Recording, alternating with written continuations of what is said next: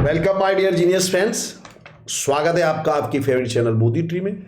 दोस्तों आज हम गाला असाइनमेंट का हिंदी सेकेंड लैंग्वेज का पेपर नंबर 2 सॉल्व करने वाले हैं, उसका सेक्शन बी।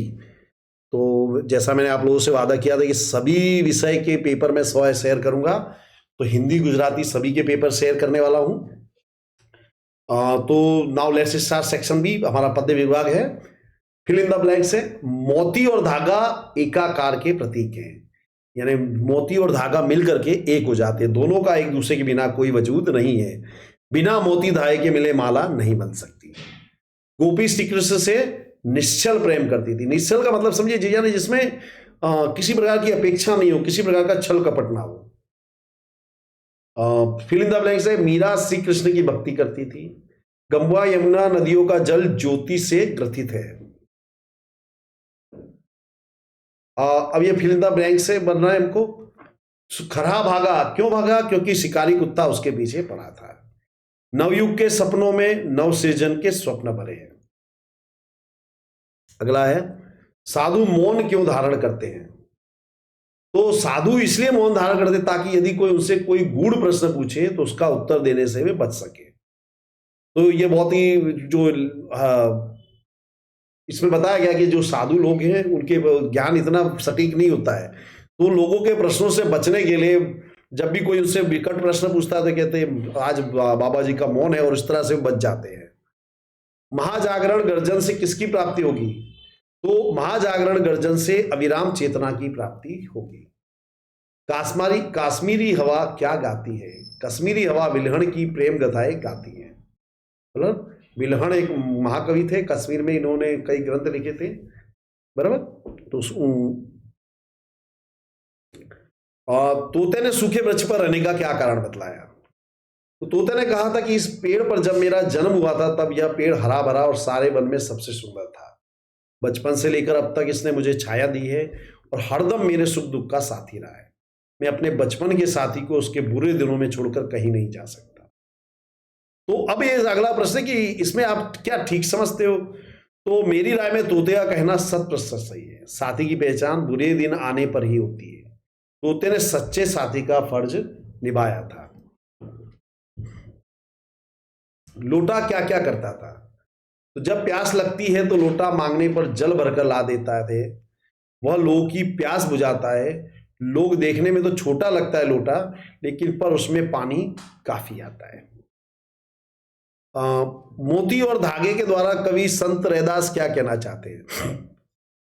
मोती और धागा दो अलग अलग वस्तुएं हैं, लेकिन मोती जब धागे में पिरो जाता है तो दोनों एकाकार हो जाते हैं, बराबर।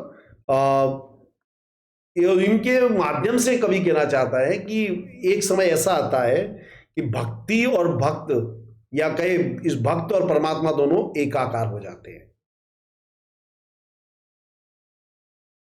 कृष्ण की मुरली का व्रज की स्त्रियों पर क्या प्रभाव पड़ा? तो व्रज की स्त्रियां कृष्ण की मुरली की धुन की दीवानी थी। श्री कृष्ण ने अपनी मुरली की मनमोहक तान से व्रज की समस्त स्त्रियों को रिझा लिया था। अपनी मुरली की धुन से जैसे उन्होंने व्रज की स्त्रियों को पर कुछ ऐसा जादू टोना सा कर दिया था कि वे उनके हृदय में घर कर गए। हालत ऐसी हो गई थी, किसी को किसी की परवाह नहीं थी। व्रज के सारे स्त्री पुरुष कृष्ण की मुरली की धुन पर मुग्ध हो गए थे। भक्ति में लीन मीरा को लोग क्या क्या कहते थे? तो मीरा बाई श्री कृष्ण के प्रेम में रंगते रंगते संसार के प्रति विरक्त हो गई, यानी उनका संसार से कोई लेना देना नहीं रहा। उन्होंने सांसारिकता को बिल्कुल भुला दिया। मीरा श्री कृष्ण के प्रेम में पैरों में घुंघरू बांधकर नाचती थी। यह देखकर लोग उन्हें पागल कहने लगे थे। वे साधुओं की संगति में बैठती थी। यह देखकर लोग उनकी खिल्ली यानी मजाक उड़ाया करते थे। उनकी सास और राणा यानी उनके पति को मीरा का भक्ति भाव बिल्कुल अच्छा नहीं लगता था। इसलिए सास उन्हें कुल नासनी कहती थी और राणा को लगता था कि ऐसे प्राणी को जीवित ही नहीं रहना चाहिए। इसलिए उन्होंने मीरा को जान से मारने के लिए विष का प्याला, विष यानी जहर का प्याला भेज दिया। इस प्रकार भक्ति भाव में लीन मीरा को लोग तरह तरह से संबोधित करते हैं। अगला प्रश्न है, निम्नलिखित पंक्तियों का आशय स्पष्ट कीजिए। जननी जन्मभूमि प्रिय अपनी जो स्वर्गादि पिछिए गरीसी। ये संस्कृत का वाक्य जननी जन्मभूमस्य स्वर्गादपि अति गरीयसी, यानी जननी यानी माता और जन्मभूमि स्वर्ग से भी महान होती है। तो मनुष्य को अपनी जन्मभूमि से बहुत लगाव होता है, वह कहीं भी रहे पर उसका मन अपनी जन्मभूमि में पहुंचने के लिए लालायित होता है। अपनी जन्मभूमि की धरा, नदियां, पर्वत, महापुरुष, महान नर नारियां, परंपराएं, रीति रिवाज उसे बांधे रहते हैं।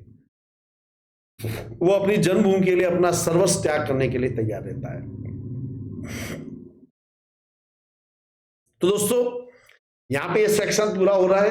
I am sure you enjoyed it very much. Thanks for watching. Have a very nice day.